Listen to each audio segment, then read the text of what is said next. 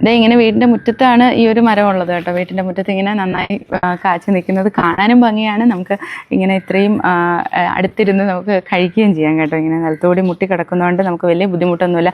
സാധാരണ റംബൂട്ടാൻ നടുമ്പോഴേക്കും നമ്മൾ ഒത്തിരി ഉയരത്തിലേക്ക് പോയതിന് ശേഷം നമുക്ക് ഇതെന്താണ് ഇങ്ങനെ എടുക്കാനൊന്നും പറ്റാതെ കിളികളൊക്കെ കൊണ്ടുപോയിട്ട് നമുക്ക് ആവശ്യത്തിന് കഴിക്കാൻ പറ്റാതെ വരും. ഇതിനകത്തുനിന്ന് കിളികൾക്കും കഴിക്കാൻ പറ്റും കേട്ടോ. കാരണം ഞാൻ ഈ ഒരു പോർഷൻ മാത്രമാണ് വലയിട്ടിരുന്നത്. അപ്പുറത്തെ സൈഡിലേക്ക് ഓപ്പൺ ആക്കിയിട്ടിരിക്കുകയായിരുന്നു.